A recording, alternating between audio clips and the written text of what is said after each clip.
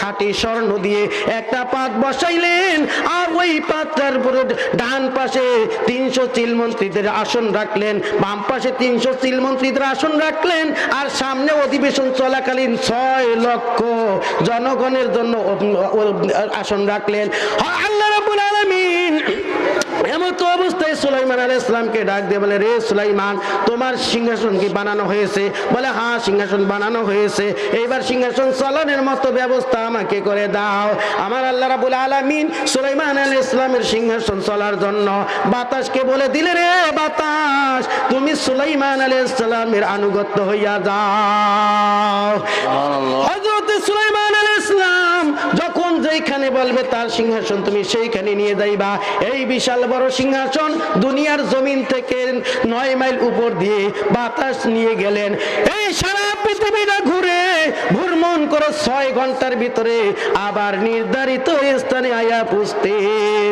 এমনি ভাবে একদিন যখন 9 মাইল উপর দিয়ে হযরতে সুলাইমান আলাইহিস সালামের সিংহাসন যাইতেছে, দুনিয়ার জমিন থেকে এক ব্যক্তি দেখে বলে, সুবহানাল্লাহ, এত বিশাল বড় সিংহাসন বাতাসে কিভাবে উড়াইয়া নেয়? এই সুবহানাল্লাহ যখন আওয়াজ যখন দিলেন, বাতাস এই সুলাইমান আলাইহিস সালামের কানে এই সুবহানাল্লাহর ধ্বনিটা পৌঁছাইয়া দিলেন। বলেন সুবহানাল্লাহ।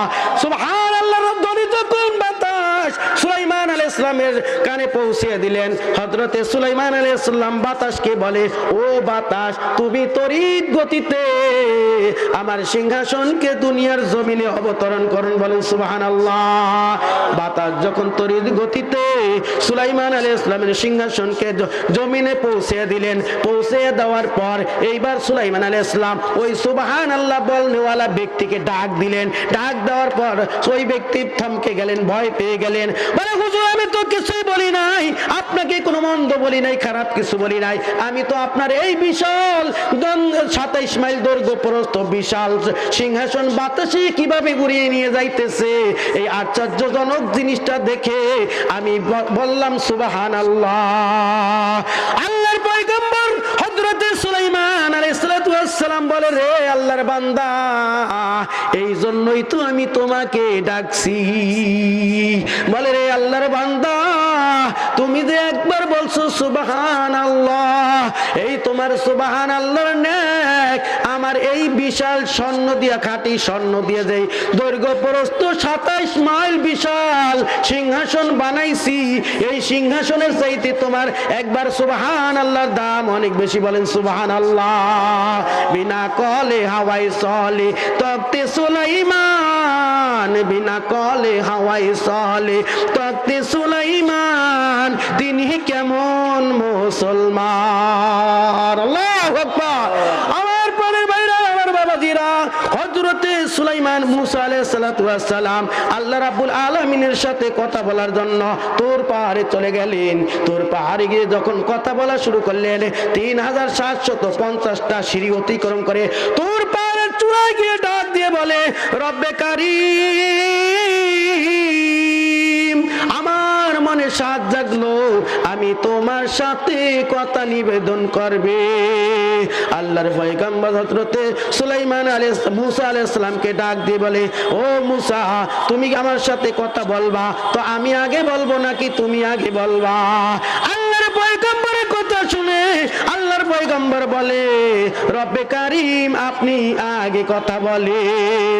আমার প্রাণের ভাইরা, আমার বাবাজিরা, একবার নয়, দুইটা নয়, 1,40,000 ভাষায় আল্লাহ রাব্বুল আলামিন হযরতে সুলাইমান মুসা আলাইহিস সালামের সাথে কথা বলছেন। বলেন সুবহানাল্লাহ।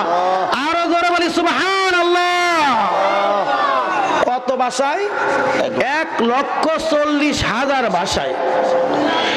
1,40,000 ভাষায় কথা বলার পর এইবার আল্লাহ রাব্বুল আলামিন সুলাইমান আলাইহিস সালামকে জিজ্ঞাসা করে, ও সুলাইমান, আমি যে 1,40,000 ভাষায় তোমার সাথে কথা বললাম, তুমি কি কিছু বুঝছনি? বলে, আল্লাহ, আমি কিছুই বুঝি নাই। তার কারণ হলো হযরতে মুসা আলাইহিস সালামের ভাষা ছিল ইব্রানি ভাষা। আমার আল্লাহ রাব্বুল আলামিন 1,40,000 ভাষায় কথা বলছেন বটে, কিন্তু ইব্রানি ভাষায় একটা কথাও বলেন নাই। এই জন্য মুসা কিছু বোঝেন নাই। মুসার মা ডাক দিয়ে বলে রব্বে কারীম আমি তো বারবার করে ফেরাউনের বাহিনীরা তল্লাশের জন্য আসে আর আমি শিশু মূসাকে চুলার ভিতরে লুকাইয়া রাখি, কিন্তু এরকম ভাবে আর কতদিন রাখবো, কোন দিন না জানি হযরত আমার শিশু মূসাকে ফেরাউনের বদমাইশ বাহিনীরা দেখে ফেলে আর আমার সামনে শিশু মূসাকে হত্যা করে দেয়, সুতরাং তুমি একটা ব্যবস্থা করো। আল্লাহ রাব্বুল আলামিন ডাক দিয়ে বলে রে মূসার মা, তুমি যখন এরকম আশঙ্কা করতেছো তোমার শিশু মূসাকে ফেরাউনের বাহিনীরা দেখে ফেলবে আর তোমার শিশু মূসাকে তোমার সামনে হত্যা করে দিবে, তাহলে তুমি একটা কাজ করো, একটা কাঠের বাক্স বানাইয়া ওই শিশু মূসাকে নীল নদী ছেড়ে দাও, আমি আল্লাহ রাব্বুল আলামিন তোমার মূসার দায়িত্ব নিয়ে যাব। বলেন সুবহানাল্লাহ। আমি আল্লাহ রাব্বুল আলামিন তোমার মূসাকে আবার ফিরিয়ে তোমার কোলেই দিবে। এমনি ভাবে যখন মূসা আলাইহিস সালামকে যখন পানির মধ্যে ছেড়ে দিলেন আর হেলিতে দুলিতে বাদশা গিয়ে ওই ফেরাউনের ঘাটে উঠলেন, যখন মূসা নবীকে দুশমনের ডরে সিন্ধুকে ভরিয়া দিলেন ভাসাইয়া সাগরে, প্রাণে ছিল দাগার ভয় সে তাই পাইল সে আশ্রয়, দুশমনেরই হাতে তাগার বাঁচাইল পরাণ। আল্লাহু আল্লাহু আল্লাহু আল্লাহু তুমি জাল্লে জালালো, শেষ করা তো যায় না গে তোমার গুণগান। আল্লাহু আকবার। এই মূসা আলাইহিস সালাম ছিলেন কে? ফেরাউনের বন্ধু না দুশমন? দুশমন, দুশমন, একদম নিহাত দুশমন ছিলেন না। এই মূসাকে কেন্দ্র করে কয়েক হাজার শিশুকে হত্যা করে দিছে, মায়ের গর্ভ কেটে শিশুকে হত্যা করে নীল নদে ভাসিয়ে দিছিলেন। নাউজুবিল্লাহ। সেই মূসাকে কি করলেন আল্লাহ রাব্বুল আলামিন হিকমত খাটাইয়া সেই শিশু মূসাকে ফেরাউনেরটা খাইয়া ফেরাউনের বাসায় থাইকা বড় হইয়া আবার সেই ফেরাউনের কি শাসন করিয়া ফেরাউনকে নীল নদীতে তলাইয়া তারপরে মূসা চলে গেলেন। বলেন সুবহানাল্লাহ।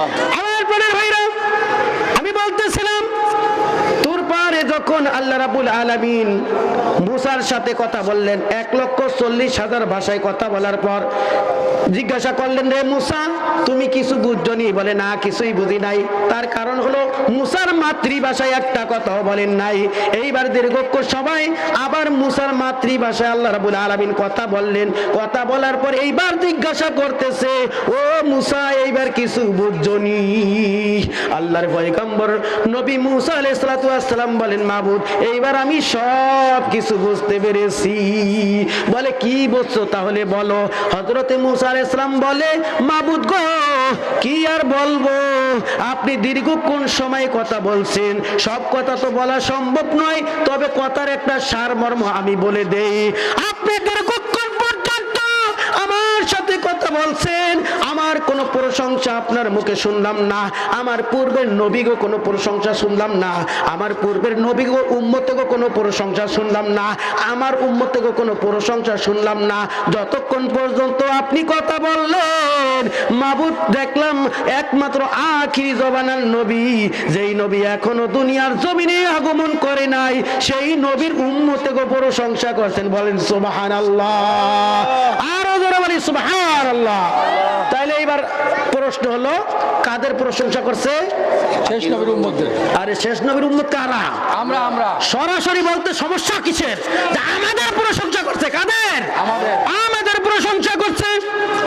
হযরতে মূসা আলাইহিস সালাম বলে ও মাবুদ কেন কেন সেই আখিরি জমানার নবী এখনো দুনিয়ার জমিনে আসে নাই, তার উম্মতেরও আসে নাই, কিন্তু আপনি যে আখিরি জমানার নবীর উম্মতকে এত প্রশংসা করলেন কেন? কারণ কি, ঘটনা কি, আর তাদেরকে সিনাল সিমটম কি আপনি আমাকে যদি একটু বলে দিতেন আমি তাহলে অনায়াসে তাদেরকে চিনতে পারতাম। বলেন সুবহানাল্লাহ।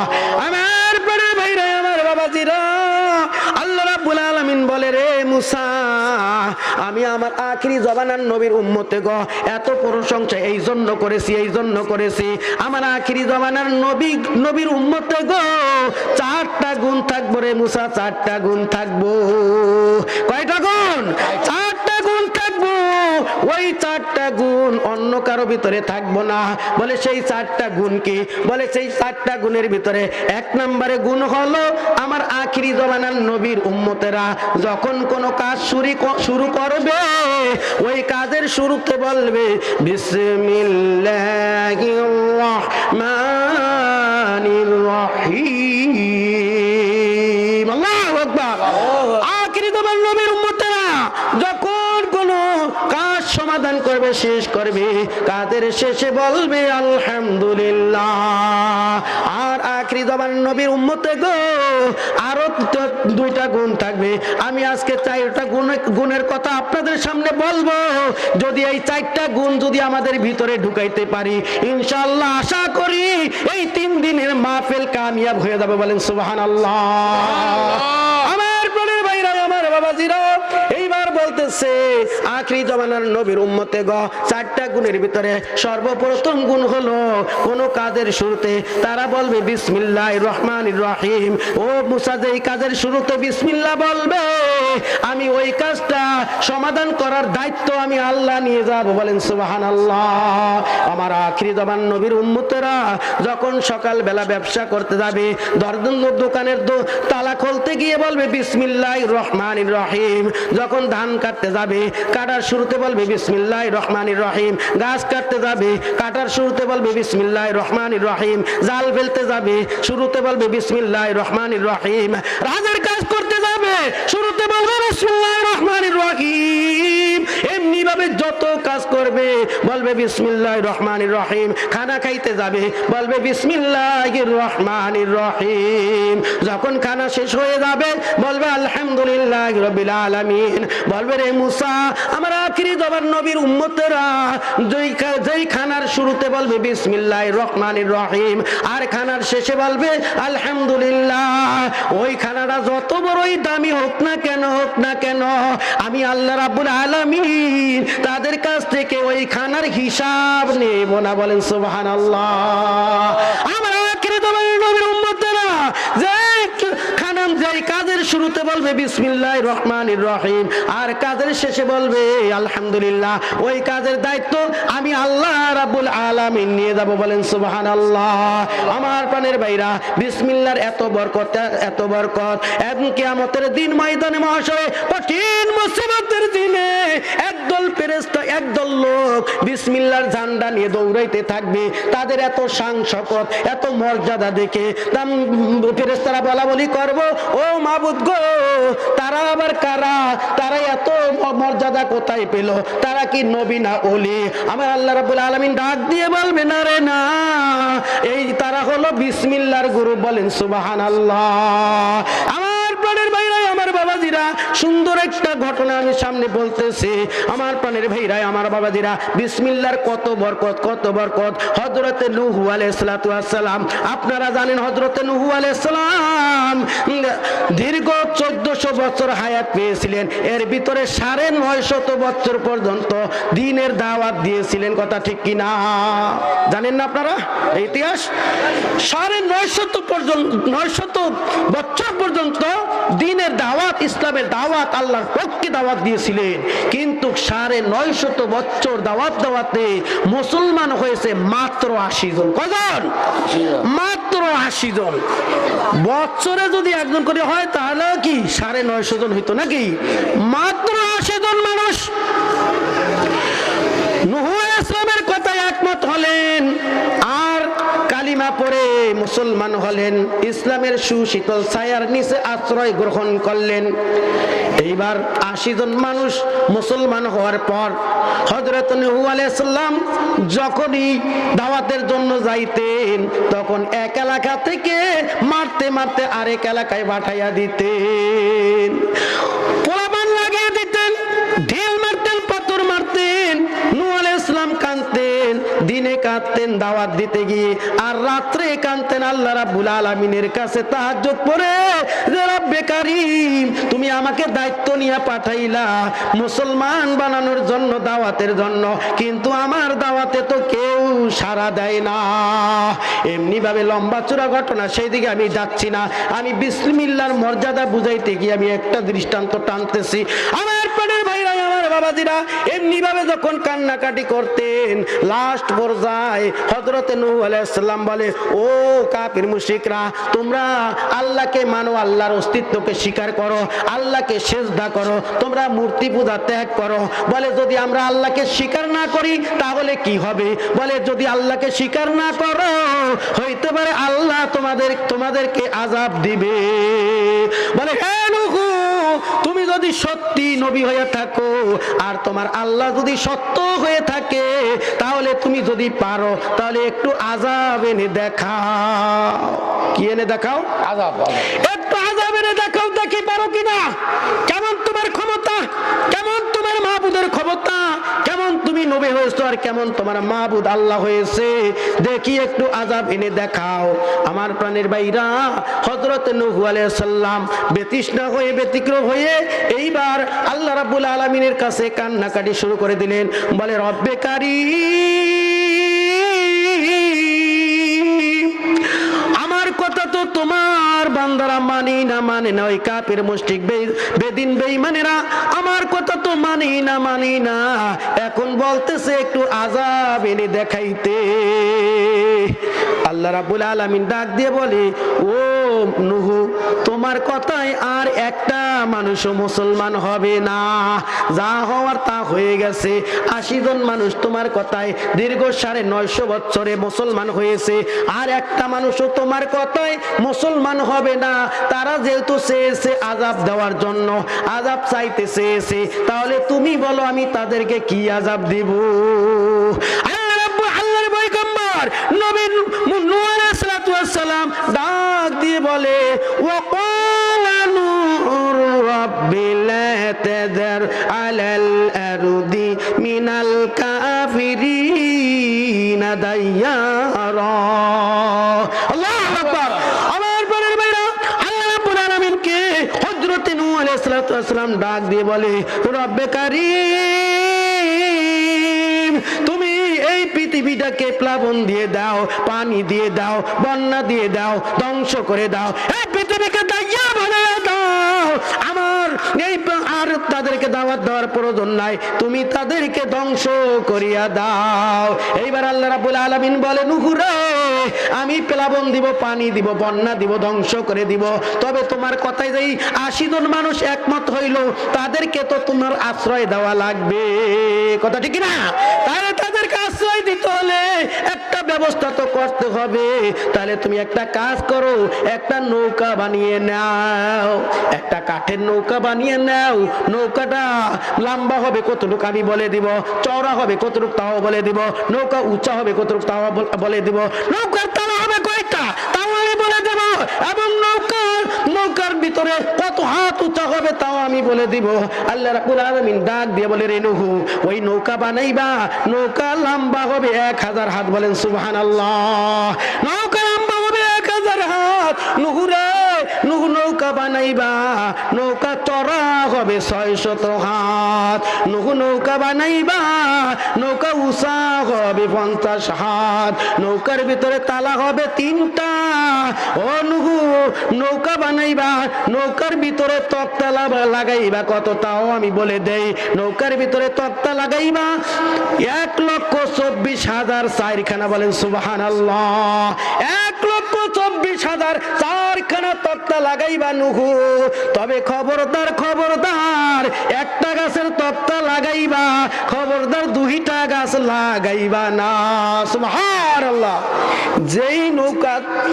যেই গাছটায় 1000 হাত লম্বা, 600 হাত চওড়া, 50 হাত উঁচা, 3 তলা বিশিষ্ট নৌকা হবে, 1,24,000 চারখানা তক্তা হবে।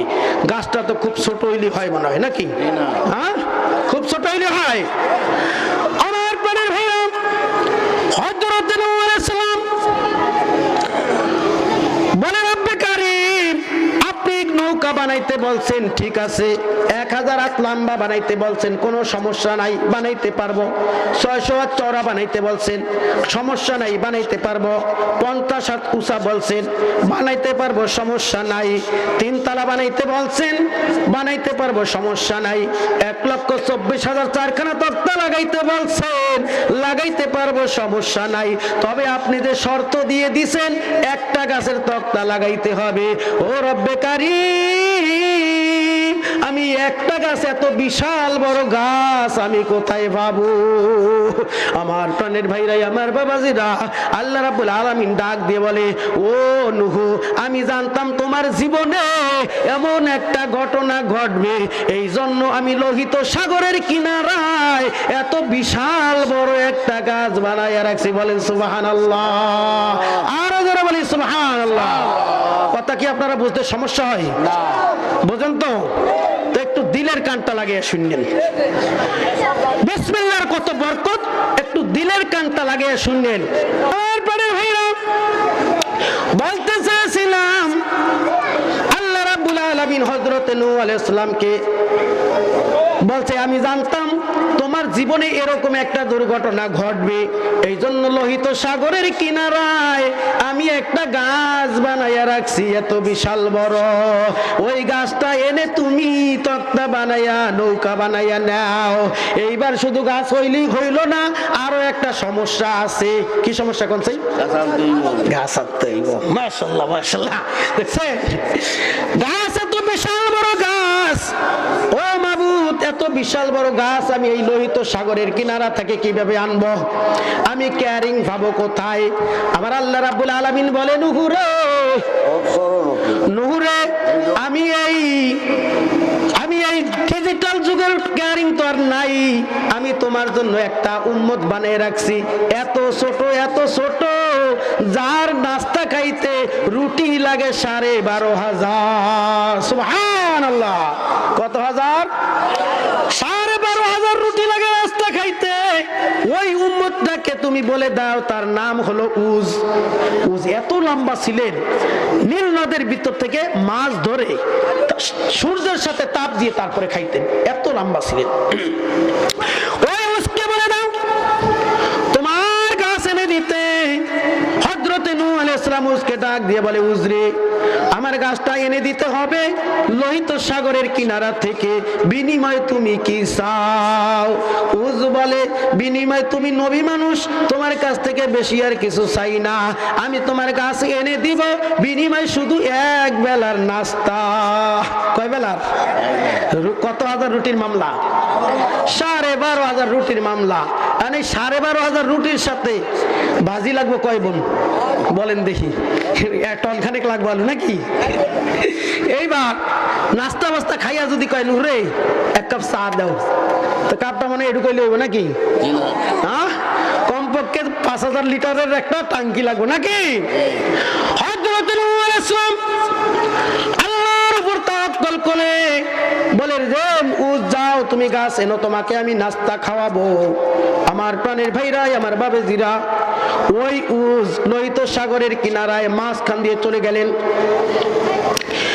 আমরা যেভাবে বেগুন গাছ বা মরিচ গাছ টান দিয়ে উঠাই, এইভাবে টান দিয়ে এই বিশাল গাছটাকে হাতের তালুতে করে ওই লোহিত সাগরের মাঝখান দিয়ে নিয়ে উজের সামনে রাখলেন। বলেন সুবহানাল্লাহ।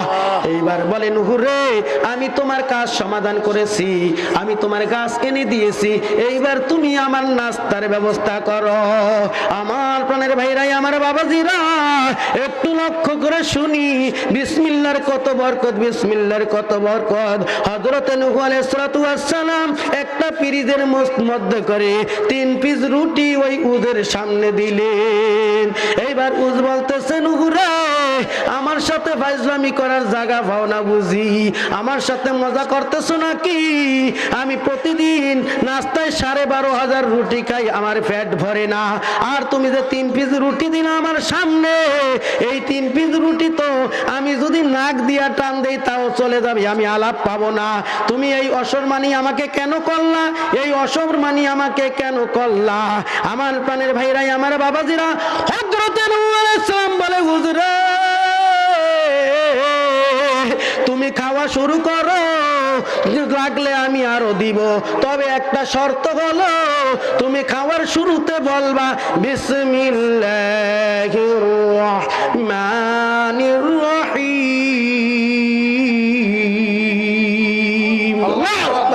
বিসমিল্লাহ বলে খাওয়া শুরু করো। না। এইবার আল্লাহ রাব্বুল আলামিনের নাম নিয়ে বিসমিল্লাহ বলে যখন উজ খাওয়া শুরু করলেন, একটা খাইলেন, দুইটা খাইলেন, একটা খেয়ে দুইটা খাইলেন, তৃতীয়টার অর্ধেক খাইলেন আর অর্ধেক ফ্রিজের ভিতরে রাখলেন। এইবার নূহ আলাইহিস সালাম বলে, উজরা বাকিটা খাও না কেন? উজ বলে, নূহ রে, আমি প্রতিদিন 12,500 রুটি খাই, আমার পেট ভরে না। কি মন্তর শিখাইলা রে নূহ? আমি 2 পিস রুটি খেয়ে আমার গলা পর্যন্ত হয়ে গেছে। বলেন সুবহানাল্লাহ। বিসমিল্লাহির রহমানির রহিম। এবার বুঝে আসছে বিসমিল্লাহর কত বড় কথা। সব কাজের শুরুতে আমরা কি বলবো? বিসমিল্লাহ। বিসমিল্লাহ বলবো। তাইলে এই গেল আখিরি জমানার নবীর উম্মত গো 1 নাম্বার গুণ। কয় নাম্বার গুণ? 1 নাম্বার গুণ তো আমরা আমাদের ভিতরে ঢুকাইতে পারবো তো ইনশাআল্লাহ? সকল কাজের শুরুতে বিসমিল্লাহ বলতে পারবো তো? আবার আকাম কুকামের শুরুতে বলা যাবে না, সাবধান। এখানে কিন্তু শর্ত লাগিয়ে দিছে।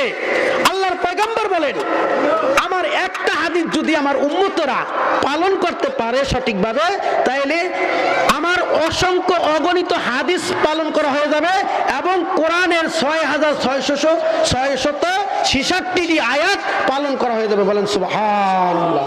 কয়টা হাদিস পালন করলে? একটা। সেই হাদিসটা কি? এমন একটা বিষয়ে বললেন যেটা যেমন মনে হয় যেন মেঘনা নদীর পানিগুলো 1 লিটার একটা বোতলের ভিতরে ঢুকানো যেরকম অসম্ভব, এরকম একটা অসম্ভব কথা আল্লাহ রাসূল সাল্লাল্লাহু আলাইহি ওয়াসাল্লাম সম্ভব করে দিয়েছেন। বলেন সুবহানাল্লাহ। কিভাবে? আমার আখিরি জমানার নবীর উম্মতরা বলছেন, ও উম্মতেরা, যেই কাজের শুরুতে বিসমিল্লাহ বলা যায় সেই কাজগুলো তোমরা করবা। বলেন সুবহানাল্লাহ। যেই কাজের শুরুতে বিসমিল্লাহ বলা যায় না ওই কাজ তোমরা করবা না। সুবহানাল্লাহ। তাহলে প্রত্যেকটা জায়েজ কাজের শুরুতে কি বিসমিল্লাহ বলা যায়? না জায়েজের কাজের শুরুতে বিসমিল্লাহ বলা যায় না। বরং যদি কেউ না জায়েজ কাজের শুরুতে বিসমিল্লাহ বলে তার ঈমান চলে যাবে। বলেন নাউজুবিল্লাহ। ঘুষ খাইতে গিয়ে বিসমিল্লাহ বলা যায় না, তাহলে আজ থেকে আর ঘুষ খাওয়া যাবে না। কথা ঠিক কিনা? সুদ খাইতে গিয়ে বিসমিল্লাহ বলা যায় না, তাহলে আজ থেকে আর সুদ খাওয়া যাবে না। আমার প্রাণের ভাইরা, হারাম খাইতে গিয়ে বিসমিল্লাহ বলা যায় না, হারাম আর খাওয়া যাবে না। মিথ্যা কথা বলতে গিয়ে বিসমিল্লাহ বলা যায় না, মিথ্যা কথা আর বলা যাবে না। মিথ্যা সাক্ষী দিতে গিয়ে বিসমিল্লাহ বলা যায় না, তাহলে আর মিথ্যা সাক্ষী দেওয়া যাবে না। বিড়ি খাইতে গিয়ে বিসমিল্লাহ বলা যায় না, আজ থেকে আর বিড়ি খাওয়া যাবে না। যাবে না? বিড়ি যারা খায়, সিগারেট যারা খায়, অনেকের হয়তো লাগবে গায়ে। হ্যাঁ, আমি যদি এখন বলি তাদের লাগবে কি? গায়ে। তাদের টুপিতে বেরির গন্ধ পায়, জামাতে বেরির গন্ধ পায়, গেঞ্জিতে বেরির গন্ধ পায়, লঙ্গিতে বেরির গন্ধ পায়। তার প্রত্যেকটা পশমের গোড়া গোড়া দিয়ে বিড়ির গন্ধ বাইরে। কথা ঠিক কিনা? তার পাশে যদি কেউ দাঁড়ায় নামাজ পড়তে, তাইলে সে মনে হয় যে তার জানটা যদি বিড়ি না খাওয়ানো হয় সে, তাহলে তার জানটা যেন বাইরে যাবে, এরকম মনে হয়। কথা ঠিক কিনা? এই বিড়ি খাওয়া নিষেধ কেন?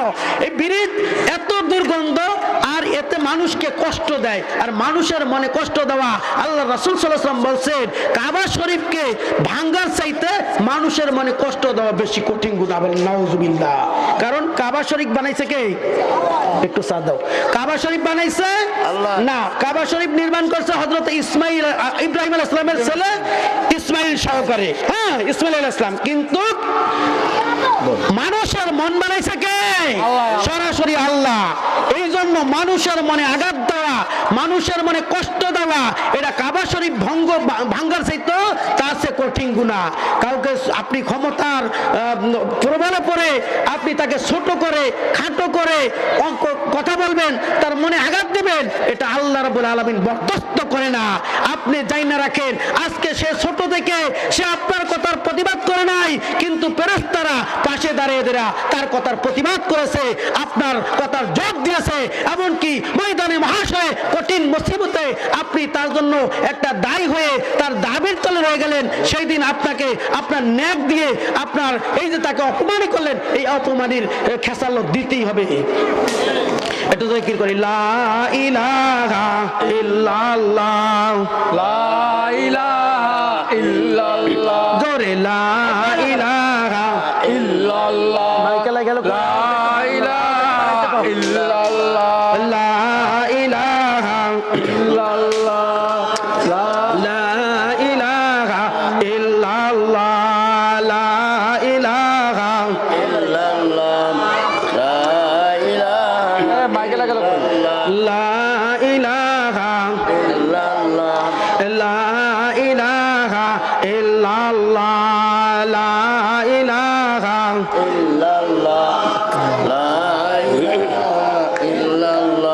লা ইলাহা লা ইলাহা ইল্লাল্লাহ মুহাম্মাদুর রাসূলুল্লাহ সাল্লাল্লাহু আলাইহি ওয়াসাল্লাম। তাহলে বলেছিলাম কি শোনেন, একটু খেয়াল করি। আমরা তো আসলে ঢাকা থেকে ইনটেক হয়ে আসি নাই, এজন্য আমাদের কথা অতটা বেশি ভালো লাগে না। কিন্তু এই কথাই আবার আমরা যখন ওই বাউফল পট্টখালি যায় বলি, তখন চুম্বুক দিয়ে ধরে মানুষে। কথা ঠিক না? আসলে কে বলছে সেইটা দেখার দরকার নাই, কি বলছে সেইটা দেখতে হবে। কথা ঠিক না? কি বলছে সেইটা দেখতে হবে।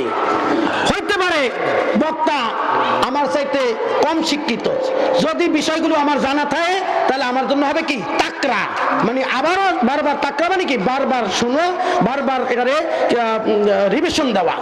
আর যদি আমার না জানা থাকে তাহলে আমার জন্য হবে কি তালিম। কি হবে? তালিম। সেই নিয়তে শুনতে হবে এবং আমলের নিয়তে শুনতে হবে।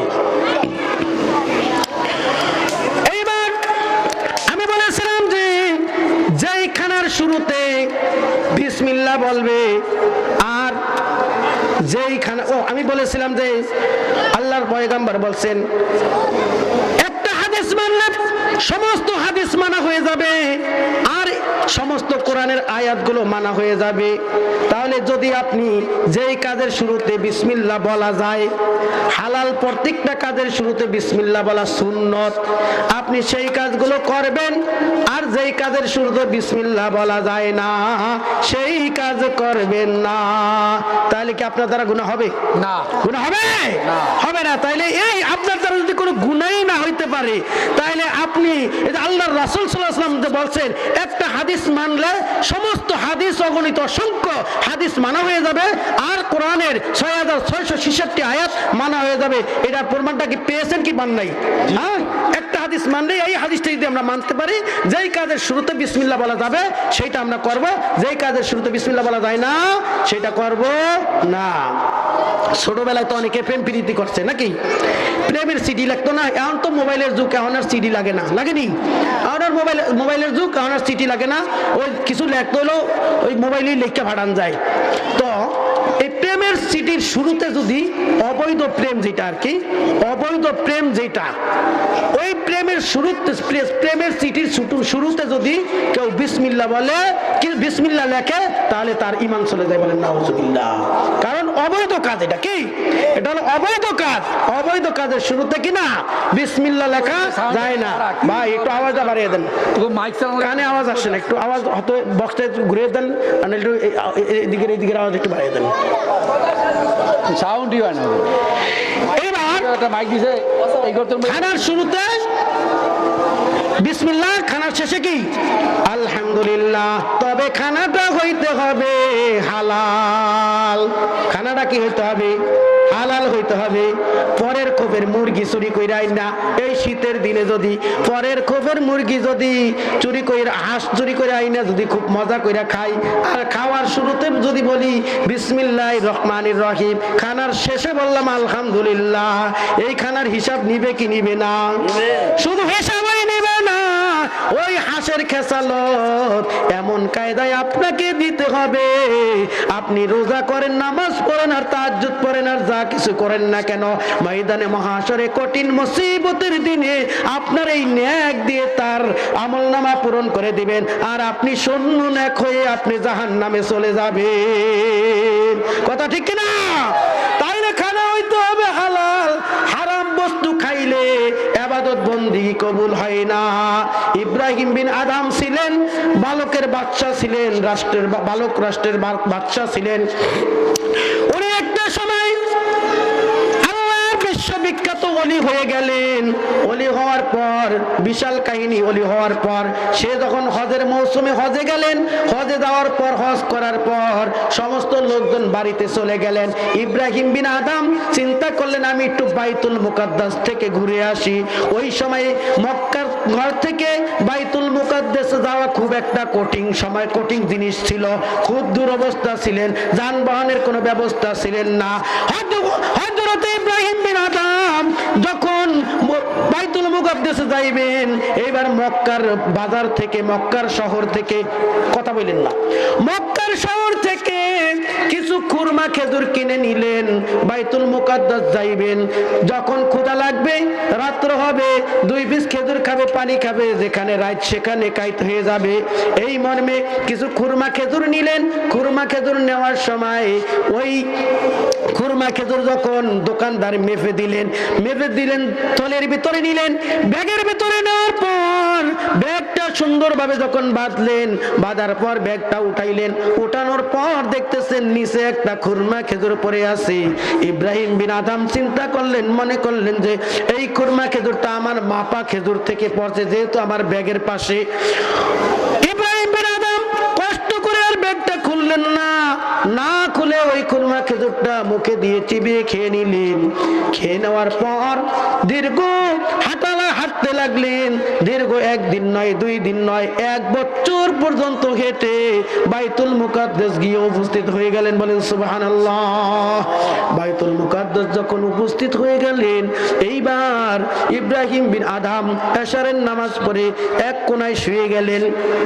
ওই সময় বাইতুল মুকাদ্দাসের নিয়ম ছিল দিনের বেলা মানুষ ইবাদত করবে, আর রাতের বেলা জিন জাতিরা ইবাদত করবে। রাত্রে যখন ইব্রাহিম বিন আদম শুয়ে গেলেন, এইবার জিন জাতিরা, কিছু জিন জাতি প্রবেশ করলেন মসজিদের ভিতরে। জিন জাতিরা এইবার একজনে বলতেছে হায় রে, ওই দিন মানুষ শুয়ে রয়েছে, আরেকজনে বলতেছে উনি স্বাভাবিক কোনো মানুষ নয়, উনি হলেন আল্লাহ রাব্বুল আলামিনের বিশ্ববিখ্যাত একজন আল্লাহর ওলি ইব্রাহিম বিন আদম। আরেকটা জিন বলতেছে উনি বিশ্ববিখ্যাত আল্লাহর ওলি হইলে কি হবে, ওনার দীর্ঘ 1 বছর পর্যন্ত কোনো ইবাদত বন্দিগি আল্লাহর দরবারে কবুল হয় না। বলেন নাউজুবিল্লাহ। আমার প্রাণের ভাইরা, ইব্রাহিম বিন আদম যদিও চোখে ঘুম ঘুম ভাব, কিন্তু কান এখনো সজাগ। ইব্রাহিম বিন আদম এই কথা তার কানে চলে গেল। সে বুঝতে পারলেন হাইরে 1 বছর পর্যন্ত আমার ইবাদত বন্দিগি কবুল হয় না। তার কারণ কি? তার কারণ সে বুঝতে পারলেন হাইরে ওই যে খুরমা খেজুর মক্কার শহর, মক্কার দোকান থেকে আমি যখন নিয়েছিলাম, মক্কার বাজার থেকে নিয়েছিলাম, ওই যে একটা খুরমা খেজুর আমি খেয়েছিলাম, আমার ব্যাগের নিচে পড়া আমার নিজের মাপা খেজুর মনে করিয়া, তাইলে আমি বুঝতে পারলাম এই খুরমা খেজুরটা আমার মাপা খেজুর ছিল না, এই খুরমা খেজুরটা ছিল ওই দোকানদারের খেজুর। এই জন্য ওই দোকানদারের হক আমি খেয়েছি, এই জন্য আমার 1 বছর পর্যন্ত কোনো ইবাদত বন্দিগি কবুল হয় না। লা ইয়াদখুলুল জান্নাতা জাসাদুন গুজিয়া বিল হারাম। আল্লাহর পয়গম্বর বলেন হারাম ভক্ষণকারী শরীর জান্নাতে প্রবেশ করিবে না। জোরে বলি নাউজুবিল্লাহ। এইবার ইব্রাহিম বিন আদম চিন্তা করলেন, তাহলে আমার যদি কোনো ইবাদত বন্দেগী কবুল না হয়ে থাকে, তাহলে আমি এখানে বৈশা থাইকা শুয়া থাইকা লাভ হবে কি? আমি দ্রুত গতিতে আমি মক্কার বাজারে যাইতে হবে। মক্কার শহরে চলে গেলেন, 1 বছর রাস্তা 1 মাসের ভিতরে অতিক্রম করে চলে গেলেন। যত দ্রুত যাওয়া যায় আর যত দ্রুত মাপ চাওয়া যায়। এইবার 1 বছর পর যখন গেলেন, এইবার দেখতেছেন মক্কার বাজারের ভিতরে যেই দোকান থেকে খুরমা খেজুর নিয়েছিলেন, ওই দোকানের ভিতরে আগে ছিলেন একজন মুরব্বীর কাছ থেকে সে খুরমা খেজুর আনলেন। এইবার দেখতেছে ওই মুরব্বী আর দোকানে নাই, আছে একজন যুবক ছেলে বসা। এইবার যুবক ছেলের জিজ্ঞাসা করলে, বাবা রে তুমি কে? এই দোকানে যে 1 বছর আগে একজন মুরব্বী বসা ছিল, সেই মুরব্বীকে, আর তুমি বা কে? বলে সেই মুরব্বী ছিল আমার বাবা। ওই মুরব্বী আমার বাবা আর দুনিয়ার জমিনে বেঁচে নাই, সে ইন্তেকাল করছে। আরে ভাই আমি দোকান করতেছি, দোকানের মালিক এখন আমি। আমার প্রাণের ভাইরা, আমার বাবাজিরা, এইবার ইব্রাহিম বিন আদম বলতেছে, বাবা রে আমি তো দীর্ঘ 1 বছর পূর্বে তোমার বাবার কাছ থেকে আমি খুরমা খেজুর নিয়েছিলাম কিছু, কিন্তু খুরমা খেজুর মাপার পরে আমি যখন ব্যাগটা বেঁধে ফেলার পরে আমি ব্যাগটা যখন উঠাইলাম, দেখলাম ওইটা ব্যাগের নিচে একটা খুরমা খেজুর পড়ে আছে। ওই খুরমা খেজুরটা আমার মাপা খেজুর মনে করে আমি চিবিয়ে খেয়ে ফেলেছিলাম, কিন্তু এখন আমি বুঝতে পারলাম ওই খুরমা খেজুরটাই আমার মাপা খেজুর ছিল না। বাবারে ওই খুরমা খেজুরটা ছিল তোমার বাবার দোকানের খেজুর। বাবা তুমি আমাকে দয়া করে ওই খুরমা খেজুরের দাবিটা মাফ করে দাও। আমার প্রাণের বাইরে, আমার বাবাজিরা, একটু দিলের কানটা লাগাইয়া শুনি আমরা কত হারাম আমাদের ভিতরে ঢুকাই। আল্লাহ রাব্বুল আলামিন বলেছেন, ইন্নাস সালাতা তানহা আনিল ফাহশাই ওয়াল মুনকার, নামাজ সমস্ত খারাপি থেকে, পয়সা কাজ থেকে বিরত রাখবে। কিন্তু আমরা নামাজও পড়ি, খারাপ হইও করি, নামাজও পড়ি, মিথ্যা কথা বলি, নামাজও পড়ি, চগলখুরি করি, নামাজও পড়ি, গীবত শেকায়েত করি, নামাজও পড়ি, পরের আইল ঠেলি। কথা ঠিক কিনা? আমাদের নামাজ হয় না। তার কারণ হলো মানুষ দুই ভাবে পবিত্র হইতে হয়। একটা হলো অভ্যন্তরীণ পবিত্র, আর একটা হলো বাহ্যিক পবিত্র। বাহ্যিক পবিত্র যেইটা, এইটা হলো আপনি আমার নাপাকি থেকে পরিষ্কার হয়ে ওযু গোসল করে পরিষ্কার হইতে হয়। আর আভ্যন্তরীণ পরিষ্কার যেইটা, সেইটা হলো আমার পেট পরিষ্কার থাকতে হবে। পেটের ভিতরে যদি সুদের টাকা থাকে, পেটের ভিতরে যদি ঘুষের টাকা থাকে, পেটের ভিতরে যদি অন্যের হক থাকে, তাহলে ওই শরীরে নামাজ পড়লে নামাজ কোনোদিন কবুল হবে না। লা ইয়াদখুলুল জান্নাতা জাসাদুন গুযিয়া বিল হারাম। আল্লাহর পয়গম্বর তো বলেই দিয়েছেন, ওই হারাম বস্তু দ্বারা যেই রক্ত মাংস হবে, ওই রক্ত মাংস কোনোদিন জান্নাতে যাবে না।